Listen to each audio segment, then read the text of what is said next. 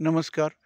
मी अनिल बुवासाहेब कदम, उद्धव दमयंती निवास गिरवी, तालुका फलटण. दमयंती यूट्यूब चॅनलसाठी मी बोलत आहे. आज मौजे बोडकेवाडी येथील तरवडी शेतामध्ये रानडुक्कर आणि ससे यांनी माझ्या शेतातील हरभऱ्याच्या पिकाचं गेले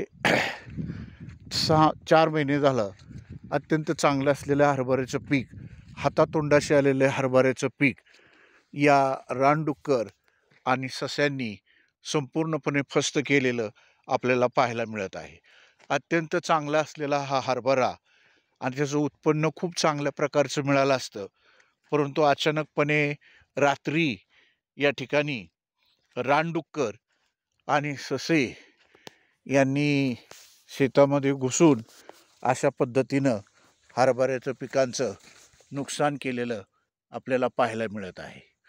या ठिकाणी अंदाजे 50,000 ते 60,000 रुपये उत्पादन या हरभऱ्याच्या पिकामधून झालं असतं, परंतु संपूर्ण 1.5 एकराचा प्लॉट हरभऱ्याचा या ठिकाणी रानडुक्कर आणि ससे यांनी फस्त केल्यामुळं प्रचंड असं 100% नुकसान या हरभरा पिकाचं झालेलं आपल्याला दिसून येत आहे.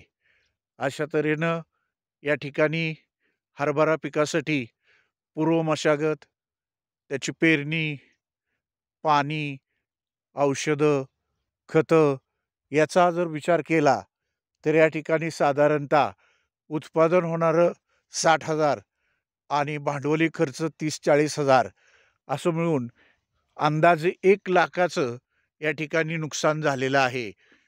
या वन्यजीवांच्यामुळं शेतकऱ्यांच्या शेतामध्ये शिरून अशा प्रकारे प्रचंड नुकसान झाल्यामुळं शेतकऱ्यांचं जीवन जे शेतीवरती अवलंबून आहे त्यांचं आर्थिक कुचंबन आणि आर्थिक नुकसान प्रचंड होत आहे.